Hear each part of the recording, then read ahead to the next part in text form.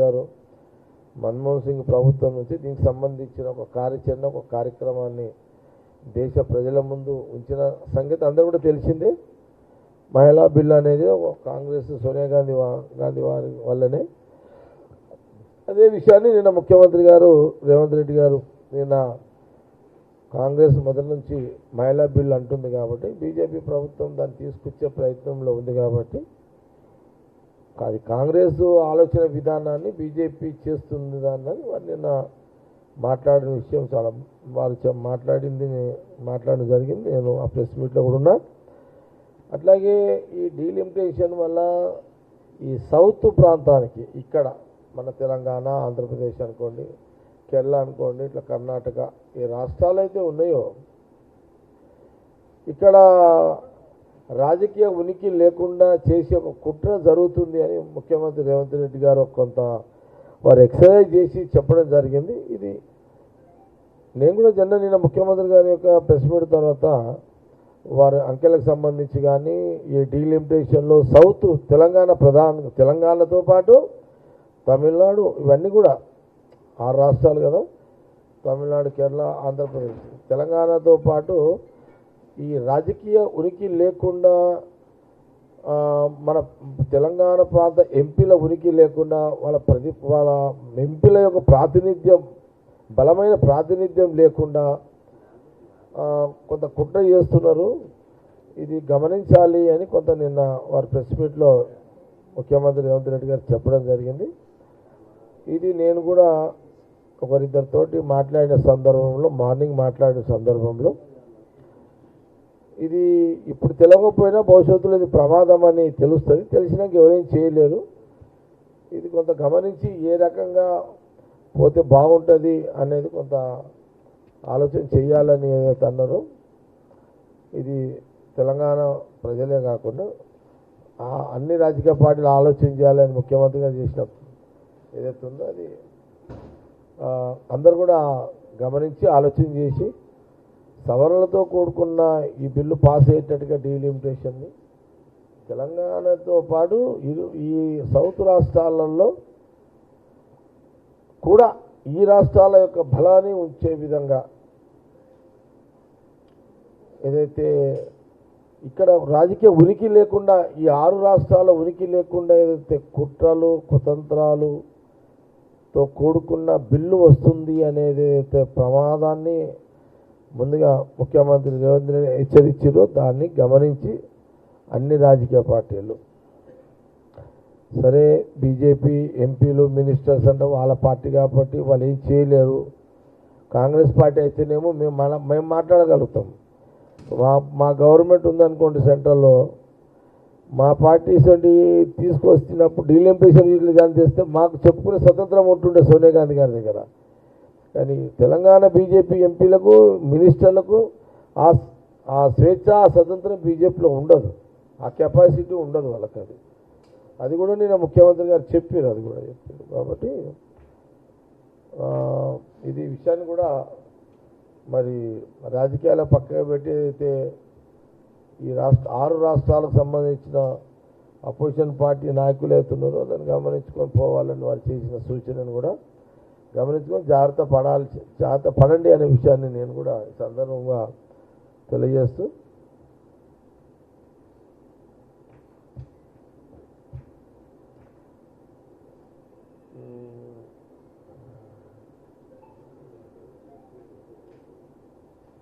Okay press meet అయితే ఇదే subject.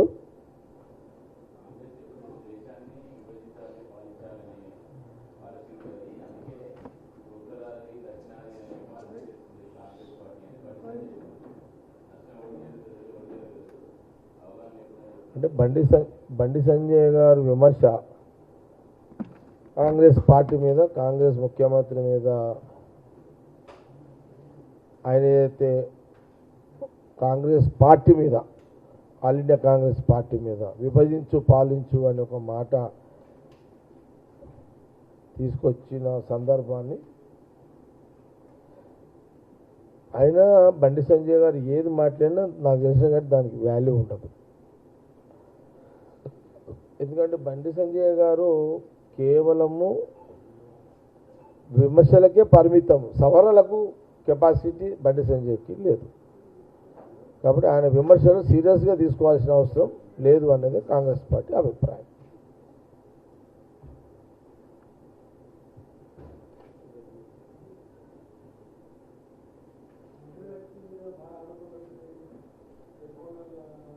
ఎవరెవరి మీద మినిస్టర్లు ఎవరెవరి మీద వస్తున్నది అంటే ఏం ఆరోపణలు ఎవరెవరి మీద వచ్చింది? ఏ మినిస్టర్ మీద? పొంగులేటి రెవెన్యూ మినిస్టరు, ఇంకా సీతక్క, ఇంకా బట్టి విక్రమార్క, ఇంకా పొన్నం ప్రభాకరు,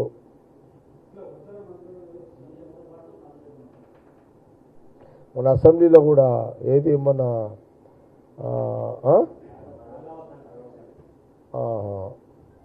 రాఘవ కన్స్ట్రక్షన్ మొన్న ఏది అసెంబ్లీలో మొన్న హరీష్ రావు భూముల మీద మీ రెవెన్యూ మినిస్టర్ మీద పెట్టిందాన్ని కదా. అంటే ఒకటి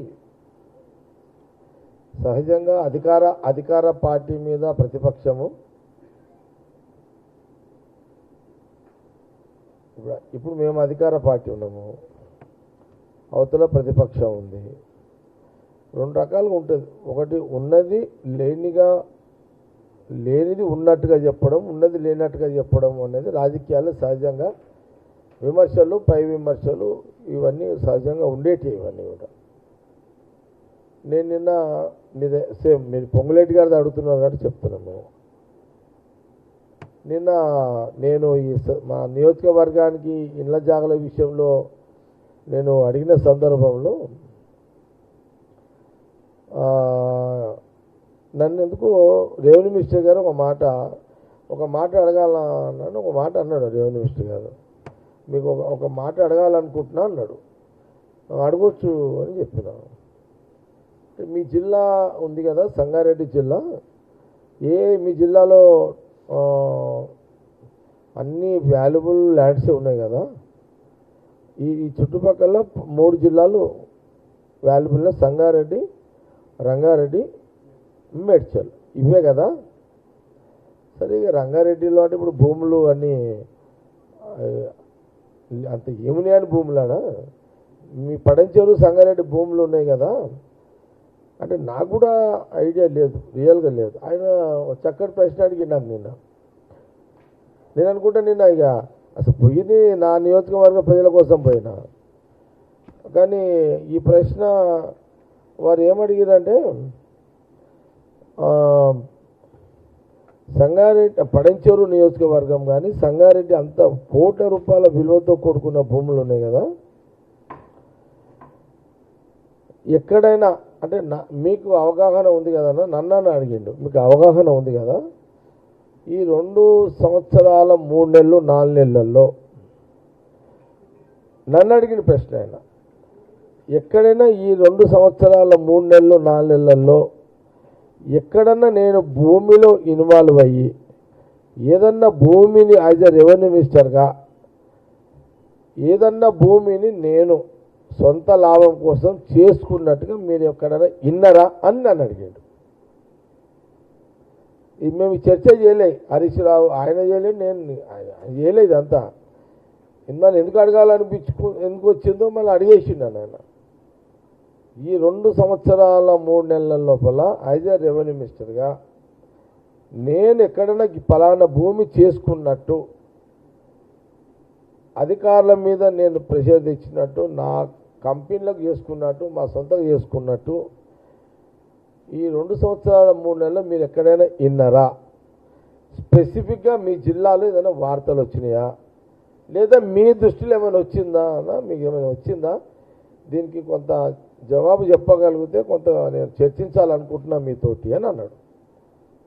మొన్న అసెంబ్లీలో ఒక ఇష్యూ జరిగింది కదా హరీష్ రావుది, నా మీద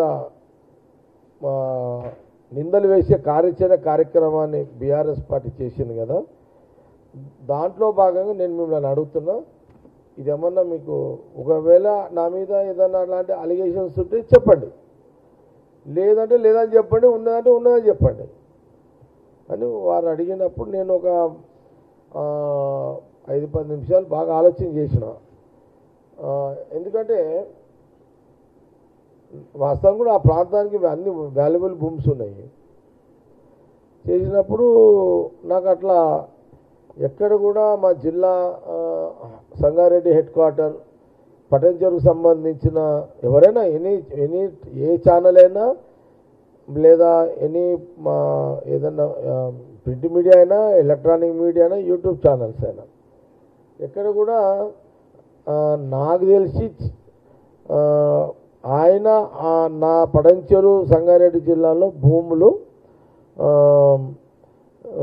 తన సొంత ఏదో రెవెన్యూ మినిస్టర్ ఇన్ఫ్లుయెన్స్ మీద చేసుకున్నట్టుగా నా దృష్టిలో అయితే ఈ 2 సంవత్సరాలు 3 నెలల్లో నిజంగా రాలేదు.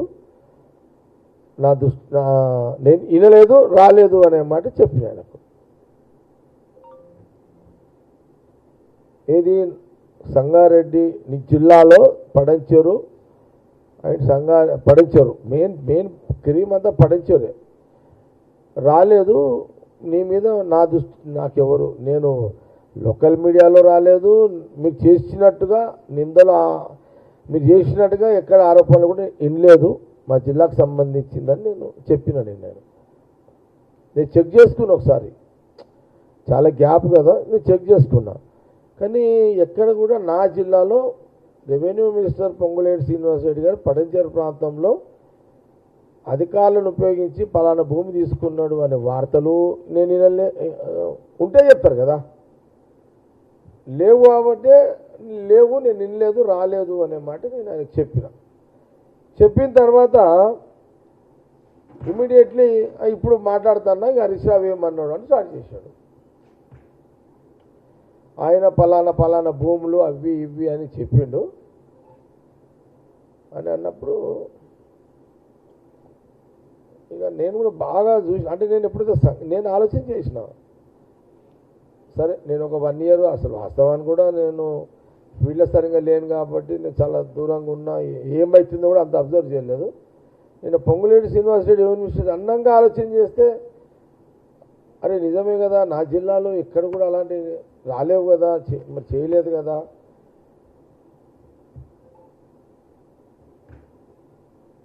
అని నాకే వచ్చి నేను సర్టిఫికేట్ ఇచ్చిన నేను నా జిల్లాలో నీ మీద నేనే నీకు నా జిల్లాది సంగారెడ్డి జిల్లాది దట్టు పటంచెరు ప్రాంతంలో 0.0 నువ్వు సొంతగా ఇది చేసుకున్నాడు, అధికారులను ఉపయోగించుండు అనేది ఎక్కడ కూడా లేదు అని నిన్న రెవెన్యూ మినిస్టర్ సర్టిఫై చేసిన. అదే అని అన్నాక అప్పుడు హరీష్ రావు మాట్లాడింది చెప్పాడు. జనరల్గా నాకు అలవాటు ఏంటంటే ఈ వాడు అది తిన్నాడు, వీడు ఇది తిన్నాడు, వాడు అది ఎత్తుకపోయాడు, వీడు ఇది ఎత్తుకపోయాడు, నాకు చెప్పే అలవాటు తక్కువ.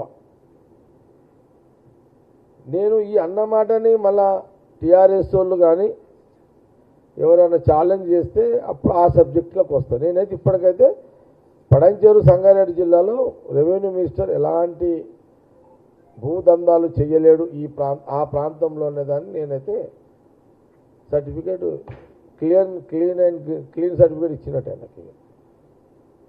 ఎందుకంటే ఇప్పుడు నాకు తెలుసు కదా పటంచెరు, ఇప్పుడు ఒక్కొక్క ఎకరానికి మా పటంచెరు ప్రాంతంలో ఇప్పుడు కొల్లూరు పోతే, అటు కొల్లూరు ఉస్మాన్పూర్ పోతే 20 కోట్లకి ఎకరం ఉంటుంది. అటు పోతే 20 కోట్ల ఎకరం ఎవడు వెళ్ళి పెట్టినా, సూది అంతా వెళ్ళి పెట్టినా, మందం పెట్టినా గుప్పమంటది. ఇట్లా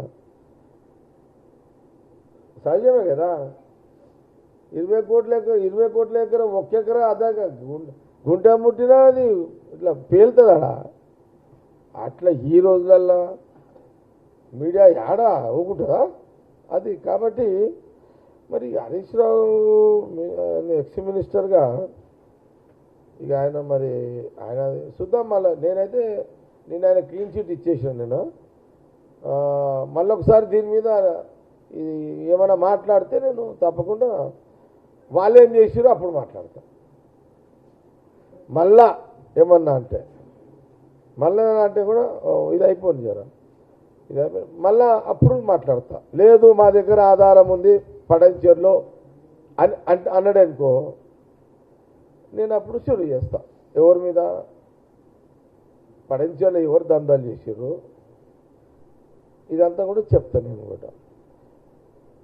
అసలు విచిత్రం ఏంటంటే 2014లో నేను ఓడిపోయిన తర్వాత రాష్ట్రం వచ్చినాక ఒక 3 సంవత్సరాలు జగ్గారెడ్డి 10 ఏళ్ళల్లో ఇక్కడ ఏమైనా భూములు ఏమన్నా రిజిస్ట్రేషన్ చేసుకుండా ఏమైనా సంపాదించిండని జల్లెడ పట్టిరు.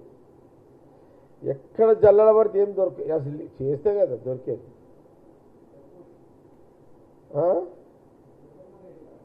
అదే అసలు ఏమంటావు ఏం అది ఇంత భూమి కదా భూదేవి భూమి ఏమి అల్మార్లో పెట్టాడు భూమి తీసుకపోయేమన్నా దాచిపెట్టాడు ఇదేమన్నా బాగా జల్లెడ పట్టిరు 3-4 ఏళ్ళు 5 ఏళ్ళు 6 ఏళ్ళు జల్లెడ పడి దానికేం బుర్రలు పనిచేయలే.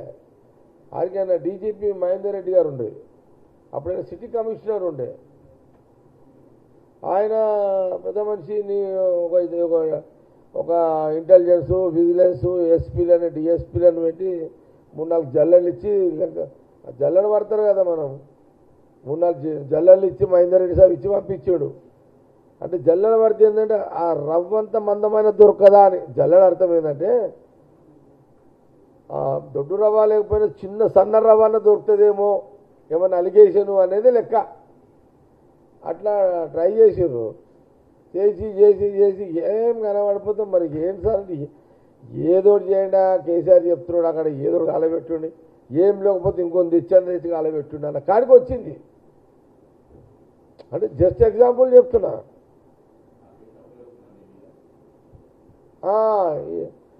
ఇక అది అందుకే కదా అది వచ్చింది. ఏం లేదు చూసిర్రు అచ్చా భూమి లేదు ఆస్తులు ఏమన్నా నెలలు ఎంకిర్రు హైదరాబాద్ ఇంటికి పోయారు ఈడ కిరాయిల్లే సంగారెడ్డి పోతే ఆడ కిరాయిల్లే మరి మొన్న కొన్నా 50 లక్షలు పెట్టి కానీ మొన్న నా బిడ్డ పెళ్ళినప్పుడు కొన్నా. మా బంధువులు ఉంటారు అక్కడ మా అమ్మ బంధువులు విజయవాడలో ఆడపోతే వాళ్ళే గుడిసెలే ఉన్నాయి. పోలీసులు పోయి పరిచయం అయిపోయారు.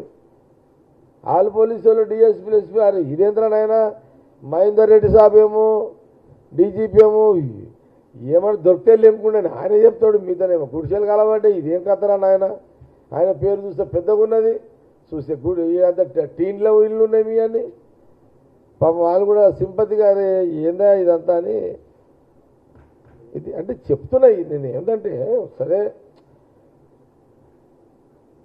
ఇది కాబట్టి నేను అందుకే పొంగులేటి శ్రీనివాసరెడ్డి రెవెన్యూ మినిస్టర్ అడిగినప్పుడు నాకు తెలియదు ఏముంటుందిరా అసలు నేనే పోలేదు గవర్నమెంట్ నుండి నేనే ఇప్పటిదాకేం ఈ పని ఆ పని నేనే ట్రై చేసుకోలేక కాబట్టి సరే ఇక మరి హరీష్ రావుది ఆ సందర్భం మళ్ళీ వచ్చినా అది మాట్లాడదాము.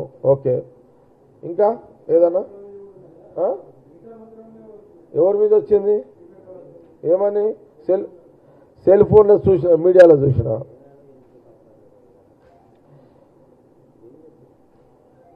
నేను ఒకటే మాట చెప్తున్నా.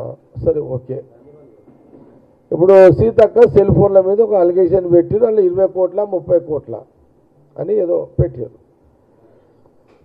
వాళ్ళ నాయకుడు ఇప్పుడు